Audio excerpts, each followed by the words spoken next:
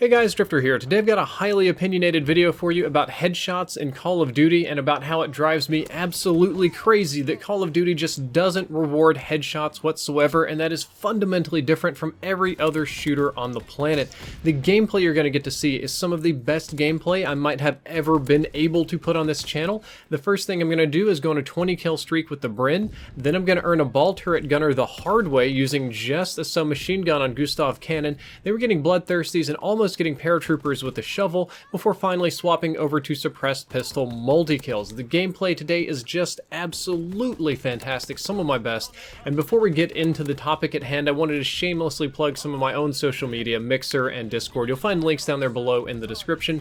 But the topic came to mind the other night when I was working on my headshots for the MG42. It was one of the angriest, saltiest streams that I have ever put on, to the point where I was embarrassed at my own behavior, but it was just making me super mad to try to get headshots with these light machine guns, because I'd have to shoot people in the head 3-4 times, and it just didn't feel rewarding. And the reality is that it just really wasn't rewarding. With a lot of the weapons in Call of Duty World War II and in previous Call of Duty games, headshots just don't matter. If you take a standard assault rifle and it takes 4 shots to kill to the body, it might be 3 shots to kill to the head, or it might still be 4 shots to kill to the head. It's kind of hard to tell which gun is going to be what, and generally speaking, players don't even go for it because it's not worth it. Now, as you may know, I've been cheating on you with some other gaming girls. I've been playing Lady Fortnite, Madam PUBG, and of course Mistress Overwatch has taken up a lot of my time, along with many other ladies like CSGO and Rainbow Six and things like that. And one thing that all of these games do have in common is that they all reward headshots. The most common numbers are double damage, 2.5 damage, sometimes 3 times damage on the headshots. But then I come back to Call of Duty, and Call of Duty is like, yeah, we'll give you 5% bonus damage to the head, or you know what, we'll give you 10% bonus damage to the head. And this gun that's 6 shots to kill, if you hit 5 headshots in a row, you'll get a 5-shot kill. Amazing, bro. And I'm like, no, that's not very amazing at all, especially after playing every other good shooter on the market. I come back to Call of Duty and I'm just instinctually trained to shoot people in the head, but that doesn't work here. It's a bad tactic in Call of Duty. The risk-reward ratio is completely wrong because the headshots generally don't kill in any less bullets, or if they do, it might be 1 less.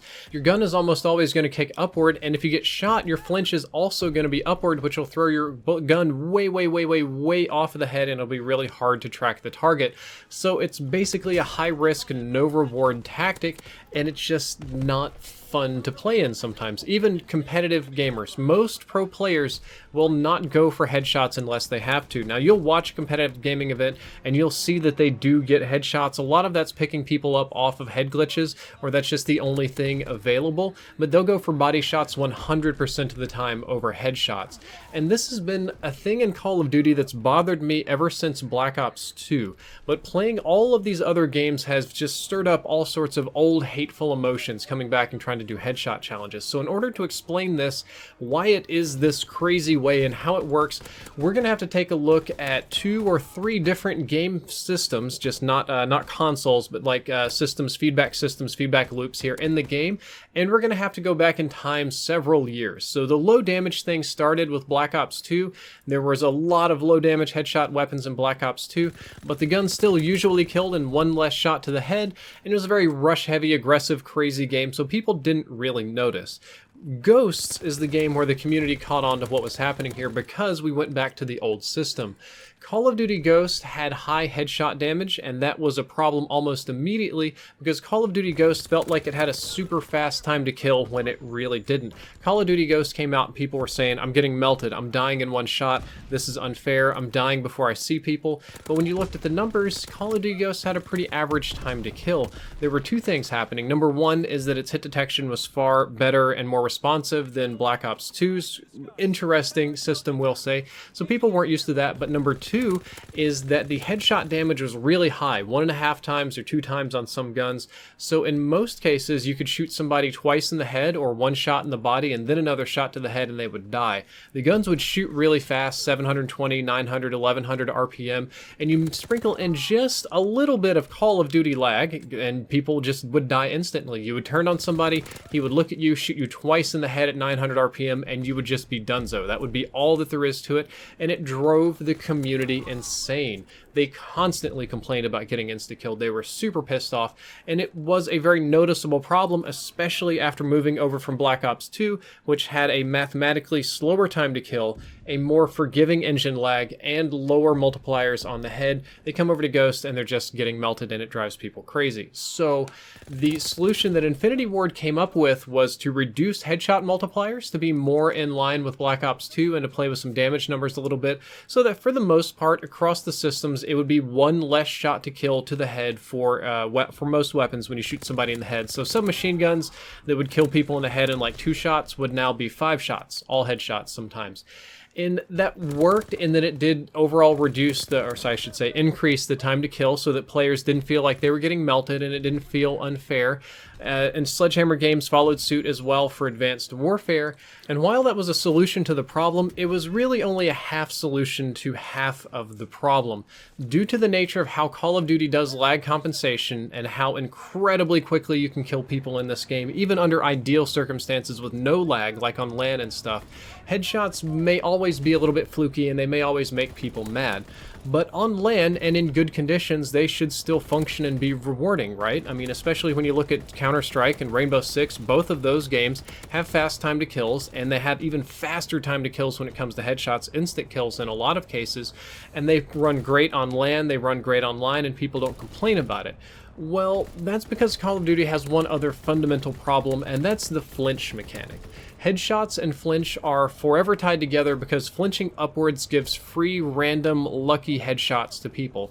Lots of times, more often in older games than in current ones, I would shoot an enemy first, and because I hit him, he would immediately get that flinch, and his gun would jump upward, sometimes directly in my face, and he would get a lucky double damage headshot, and then maybe one other random body shot or something. Or if he had a high damage weapon, I would just die instantly.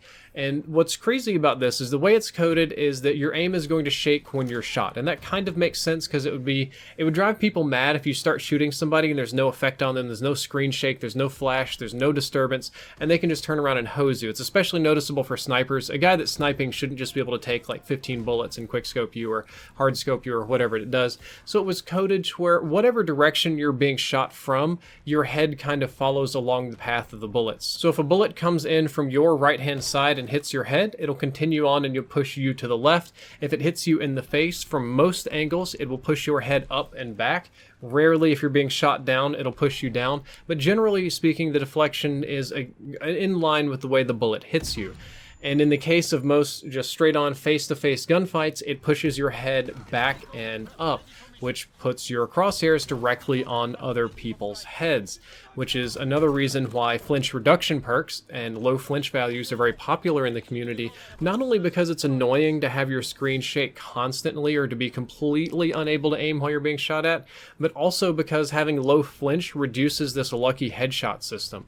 And nobody likes to be punished for having better reaction times. It's sometimes I feel like that when I come up to an enemy that's not paying attention, I snap aim down sights with my quick draw sight, and I just hit him once, twice, 3 times, and we're going good, and then because I've pushed his head back, bam, headshot, you're dead. Again, it doesn't happen too often in modern games, but in older Call of Duty games, that was a problem.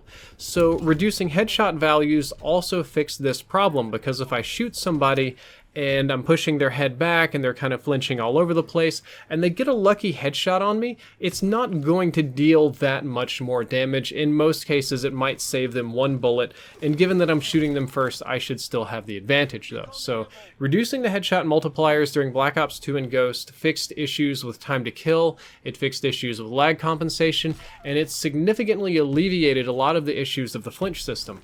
However, this still doesn't settle right with me though. It still makes me super mad that headshots don't matter in this game.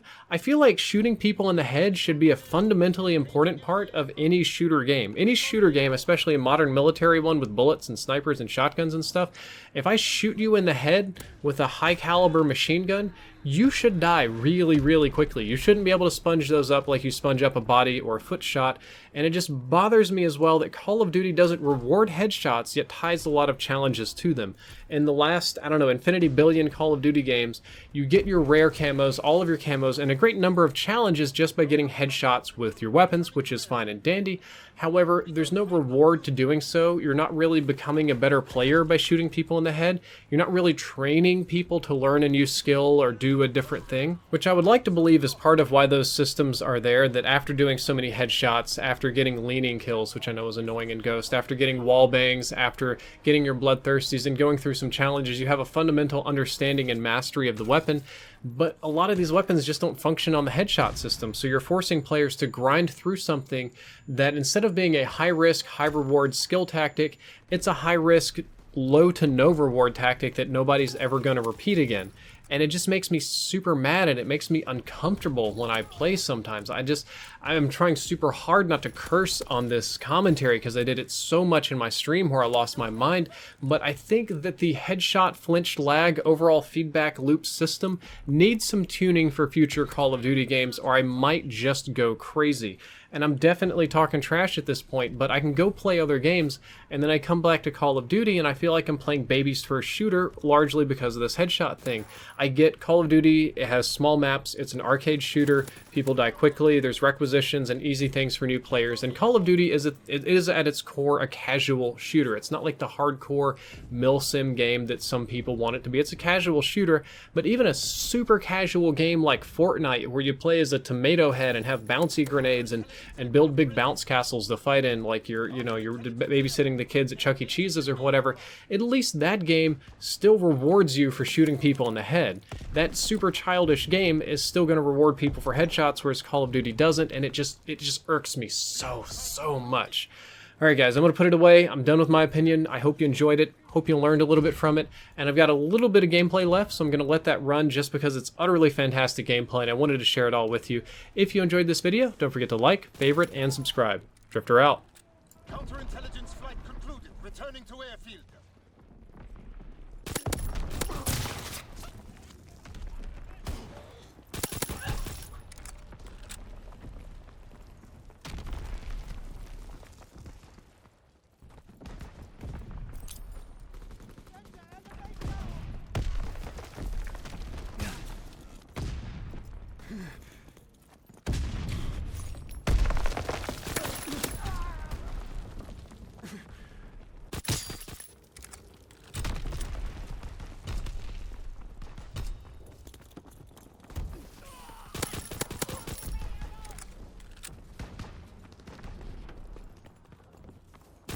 Aircraft standing by. Recon airborne. Engaging enemy aircraft.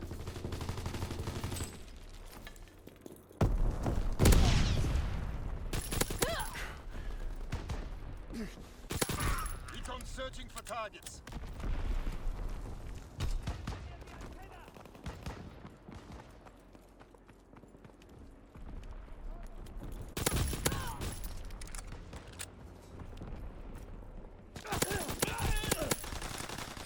Recon flight concluded. Returning to air. Counterintelligence aircraft ready.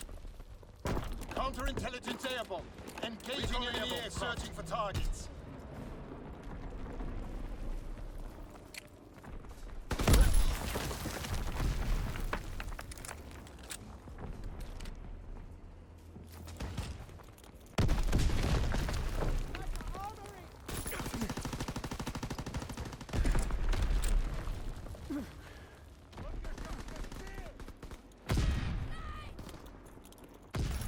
Counterintelligence flight concluded. Returning to air. Flight concluded.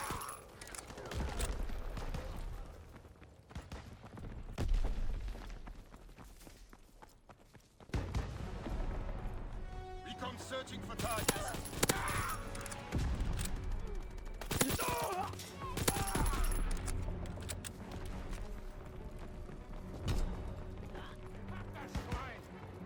Care package descending. Protect the drop zone.